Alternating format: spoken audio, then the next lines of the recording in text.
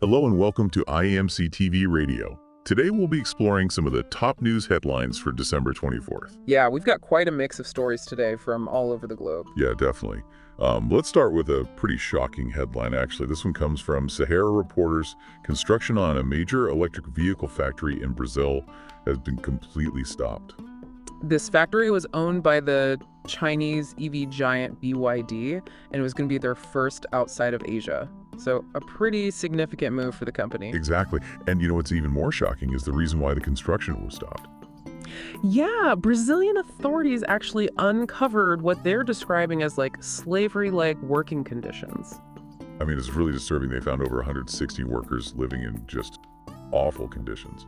The Public Labor Prosecutor's Office, they're also known as MPT, put out a report saying that workers were sleeping on beds without mattresses. Yeah, and the bathroom facilities were just incredibly overcrowded. On top of that, they were also withholding wages from the workers, and they had even confiscated their passports. That's terrible. I mean, essentially, they were trapped. Yeah. Under Brazilian law, these conditions are classified as forced labor. So because their wages were withheld and breaking their contracts was so expensive, they really had no choice but to stay. So what's happened since then? Has BYD responded to this at all? They've actually cut ties with the construction company that was responsible, and they relocated all the workers to hotels. So they're saying that they're, committed to following Brazilian law. Right. They're claiming that they had actually requested improvements to the working and living conditions multiple times, but well, who knows? It's definitely a tough situation. It really raises questions about, how ethical these global supply chains are. Exactly. Consumers often have no idea what conditions these products are made in. Definitely something to think about. Okay, well, let's shift gears a bit to a story about resilience and truth coming out of Nigeria. This is from Sahara Reporters as well. It's about the release of human rights activist Dele Farotimi from prison. So can you give us a little background on Farotimi and what led to his arrest? Sure. So he's well known for his advocacy work, and he was arrested on charges of cybercrime and defamation. And a lot of people believe that those charges were politically motivated. Exactly. It seems like he was held for weeks before he was finally released after he met his bail conditions. Upon his release, he made a pretty powerful statement. He said, "I have never lied against anyone." It's a testament to his character, his unwavering commitment to truth. Yeah, his courage and his willingness to stand up for what he believes in, even when he's facing adversity, is really inspiring. It really makes you think about how important truth and advocacy are when it comes to challenging injustice and holding those in power accountable. Absolutely. One person's fight for the truth can have a ripple effect and inspire a much larger movement. Encourage others to speak out and demand change. That's right. Powerful stuff. Okay, so let's move on to a lighter story. Now, this one is about Denzel Washington, the acclaimed actor. Vanguard reported that he was recently baptized and ordained as a minister. And this ceremony took place in Harlem. As he's getting close to his 70th birthday, this seems like a really personal milestone for him. He's spoken about how supportive his wife Pauletta has been throughout this journey. And he's even shared a story about a prophecy he received when he was just 20 years old. Yeah, apparently a woman at his mother's beauty parlor told him that he would travel the world and preach to millions. It's amazing to think that 5 decades later, that prophecy seems to be coming true. Washington has always been open about his Christian faith. He even wrote in a recent essay that it's not fashionable, it's not sexy. But that doesn't mean people in Hollywood don't believe. It's interesting to think about how personal beliefs can intersect with public life, especially for someone who's in the spotlight like he is. Definitely raises some questions about how individuals, particularly those in entertainment, navigate their faith while working in a secular industry. Okay, well, let's turn our attention back to a more serious matter now. A case of cybercrime and international justice. The Daily Post reported that Tunde Ayeni, a Nigerian national, was sentenced to 10 years in prison by a U.S. court for internet fraud.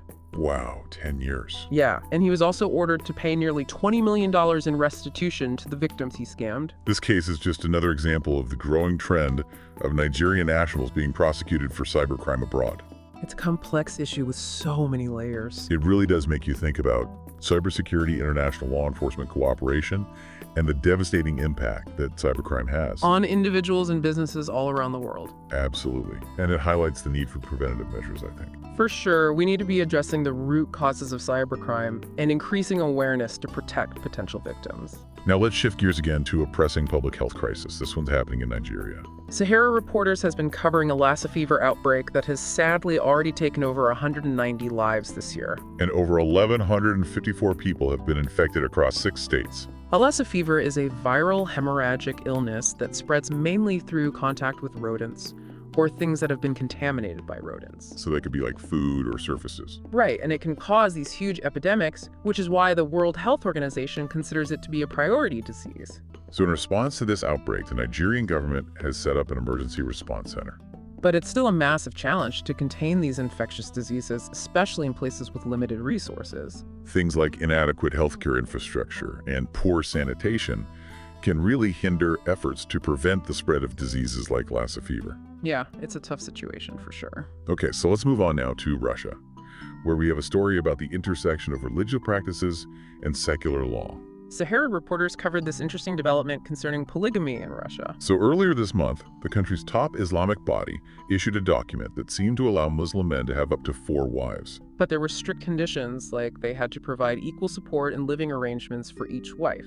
Right, and this ruling sparked a lot of backlash from both officials and citizens. They were criticizing the decision, saying that it went against Russia's secular legal framework and could even be a violation of the constitution. So what happened next? Well, facing all this public pressure and a warning from the Prosecutor General's office, the Islamic body actually retracted the document. They acknowledged that Russian law takes precedence. Yeah, so this situation really highlights the complexities of balancing religious freedom and practices within a secular state. Absolutely.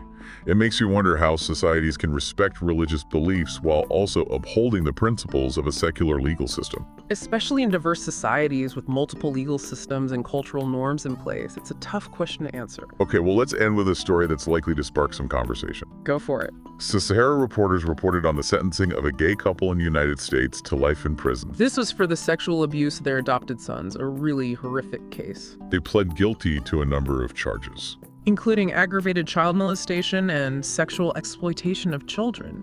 It came out that they had created pornographic videos involving the children and were sharing them. That's awful. Given the nature of the crimes, the severity of the sentence seems appropriate. Definitely, but this case brings up a lot of bigger questions. Like, how do we as a society prevent this kind of abuse from happening in the first place? And how can we better protect vulnerable children, especially those in the adoption system? It's a difficult conversation to have, but it's one we need to be having. Exactly. If we want to create a safer and more just world for all children, these are issues we need to address head on. I think our listeners will definitely have a lot to say about this one. I agree. It's a case that raises a lot of important questions. That's for sure. And it's so important, to approach cases like this with the focus on getting justice for the victims. Yeah, absolutely. And to avoid perpetuating harmful stereotypes. It's a really delicate balance finding that nuance between the legal and ethical implications. It really is. Speaking of complex situations, though, let's move on to the ongoing conflict in Ukraine. Okay. Sahara Reporters brought up this unusual claim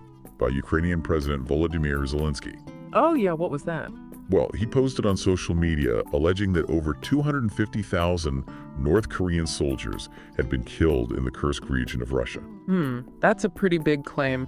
It is, and so far it hasn't been verified. Right, a lot of people are questioning the accuracy of it. And, it's important to remember that Russia has denied any involvement of North Korean troops in the conflict. And there's been very little evidence to support Zelensky's statement. So it makes you wonder, why would he make such a bold claim? Well, it's possible he's trying to draw attention to how much foreign involvement there is in the war.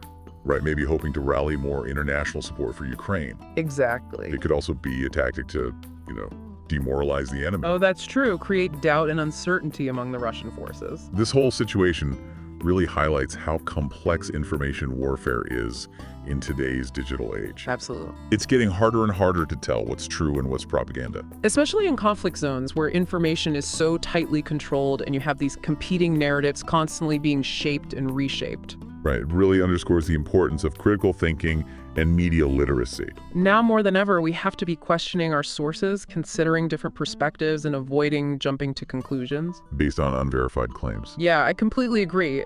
In this era of misinformation and disinformation, we need to be approaching everything with a healthy dose of skepticism. And rely on those credible sources for news and analysis. Absolutely. So as we wrap up our look at today's top news stories, we're left with a lot to think about.